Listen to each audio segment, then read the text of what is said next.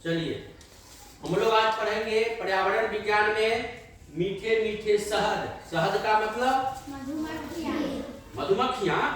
शहद कहाँ से प्राप्त होता है? मधुमक्खी से। शहद का मतलब क्या होता है? शहद का मतलब क्या होता है? हम लोग मध क्या बोलते हैं? मध। मध खाने में कैसा होता है? मीठा होता है। ठीक है। मध खाने में कैसा होता है? मीठा होता है। ठीक है।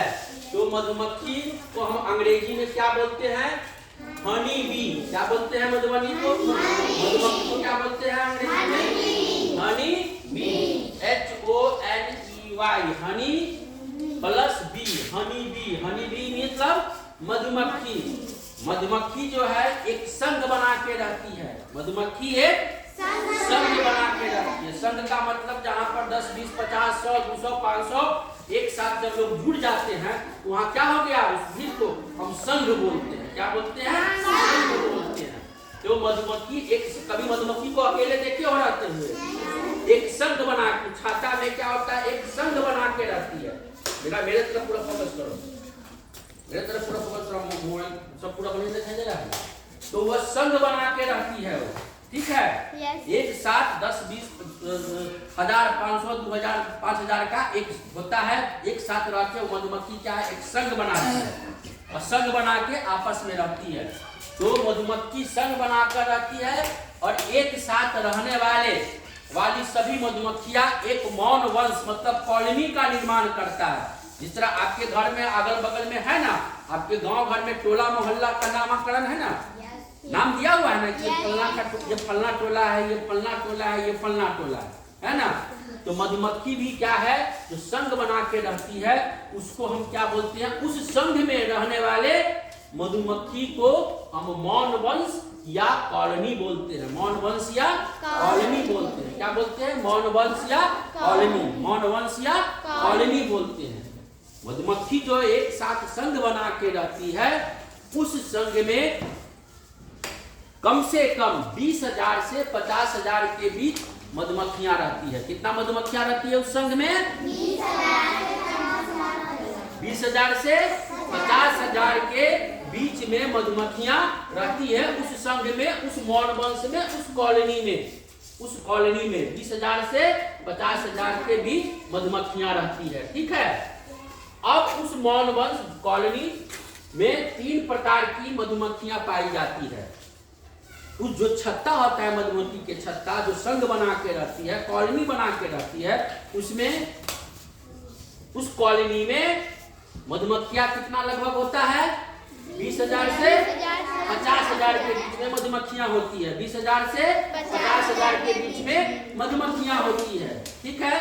उस मौन वंश में, उस कॉलोनी में 3 प्रकार की मधुमक्खियां रहती है। एक हो गया रानी मधुमक्खी। एक हो गया रानी मधुमक्खी, जिसको अंग्रेजी में हम क्वीन बोलते हैं। क्या बोलते हैं? क्वीन। क्या बोलते हैं? क्वीन। ठीक है। ये मदा होती है। इसका काम क्या है? ये केवल एक होती है और क्या होती है? ये गर्भ धारण करती है ये। ठीक है।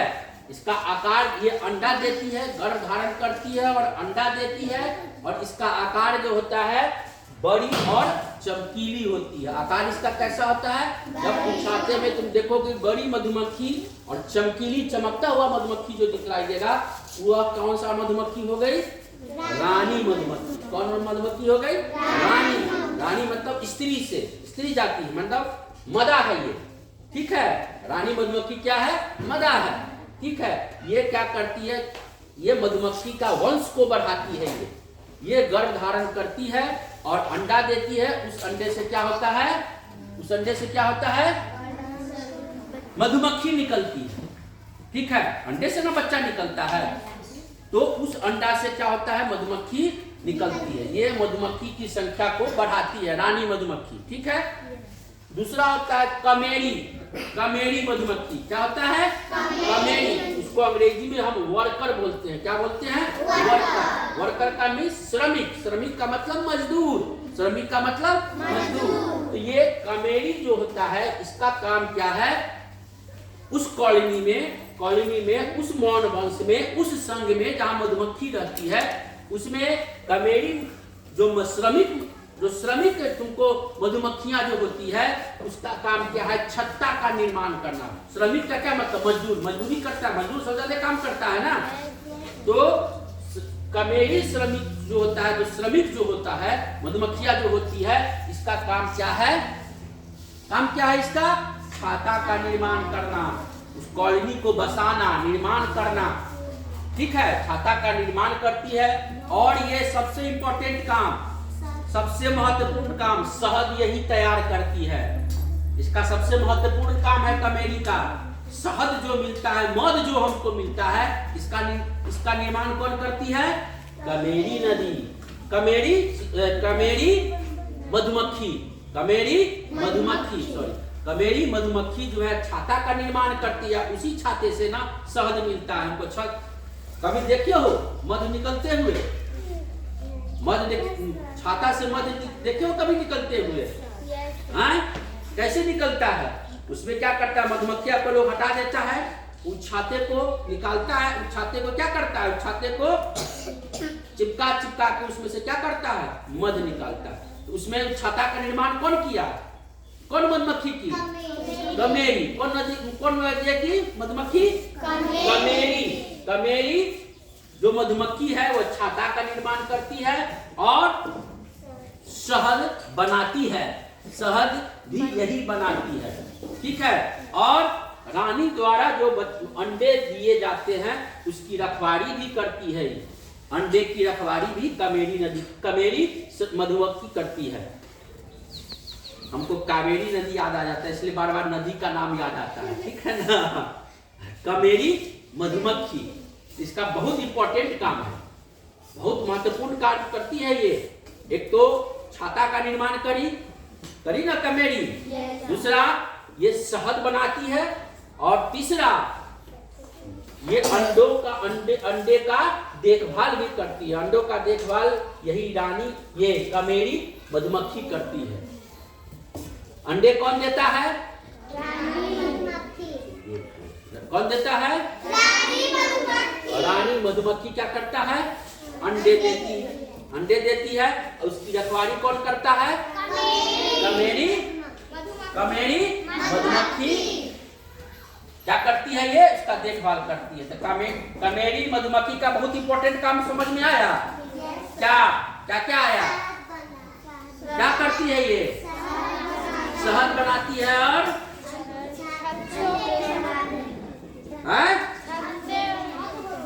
अंडे की देखभाल करती है, सुरक्षा करती है, और सबसे इंपॉर्टेंट शहद बनाती है। और छाता का, मधुमक्खी का जो छाता होता है, जो कॉलोनी होता है, उसका निर्माण करती है ये। तीसरा आ गया तुमको नर मधुमक्खी। ये क्या करता है? नर मतलब पुरुष, ये पुरुष है। ये एक उधर रानी मधुमक्खी हो गई, एक पुरुष मधुमक्खी हो गई, और बीच में हो गया पुरुष मधुमक्खी हो गया, और एक हो गया कमेरी। इसका परिवार है ये। इस मौन वंश, इस कॉलोनी का एक परिवार हो गया। ये नर मधुमक्खी जो है, ये रानी मधुमक्खी को गर्भ धारण करने में सहायता करता है। गर्भ धारण करने में ये सहायता करता है। ठीक है, गर्भ धारण करने में ये सहायता करता है, जिससे कि रानी मधुमक्खी गर्भ धारण करती है और अंडे का निर्माण करती है, जिससे कि मधुमक्खी का वंश बढ़ता है, मधुमक्खियां बढ़ती है। ठीक है ना। तो अब देख लो, बताते हैं। रानी मधुमक्खी मोटा मोटी उस कॉलोनी में, उस मौन वंश में 2000 से 3000 के बीच पाई जाती है। लेकिन गर्भ धारण करती है एक ही रानी मधुमक्खी। गर्भ धारण कर कितने ये 2000 से 3000 के बीच में जो मधुमक्खियां जो है, रानी मधुमक्खी, ये गर्भ धारण है, इसी में से एक कोई गर्भ धारण करेगी। ठीक है। और यहाँ देखो, नर जो मधुमक्खी जो होती है, जो 250 से लेके 250 से लेके 300 के बीच में जो होती है उस कॉलोनी में, उस मौन वंश में, उसमें से एक ही नर सफल होता है गर्भ धारण करवाने में। रानी मधुमक्खी को एक ही नर, 250 से 300 है, लेकिन एक ही नर जो होता है मधुमक्खी, वह रानी मधुमक्खी को गर्भ धारण करवाने में सहायक होता है, बाकी सब फेल्योर होता है। ठीक है। तो इस तरह से हम मीठे मीठे शहद में पढ़े हैं, मधुमक्खियां क्या है? एक संघ बना के रहती है। मधुमक्खी क्या है? एक संघ बना के रहती है। मधुमक्खी एक संघ बना के रहती है, उसी संघ में रहने वाले मधुमक्खी को क्या कहते हैं? मौन वंश या कॉलोनी बोलते हैं। उस कॉलोनी में उस मौन वंश में 3 प्रकार की मधुमक्खियां रहती है। कौन कौन मधुमक्खियां रहती है? रानी, कमेरी और नर। रानी का क्या काम है? अंडे देना, वेरी गुड। कमेरी का क्या काम है? अंडे का रखवाली करना। और क्या काम है?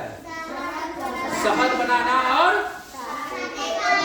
छाते का निर्माण करना। ठीक है। और नर का क्या काम है? नर का क्या काम है? नर मधुमक्खी का क्या काम है? हाँ, रानी मधुमक्खी को गर्भधारण करने में सहायता करना। ठीक है। उस कॉलोनी या उस मौन वंश में कितने मधुमक्खियां रहती है? उस संघ में कितनी मधुमक्खियां रहती है? 20,000 से 50,000 के बीच में। 20,000 से 50,000 के बीच में उस कॉलोनी या मौन वंश में मधुमक्खियां रहती है। क्लियर? क्लियर हुआ? ठीक है। धन्यवाद। काट दो।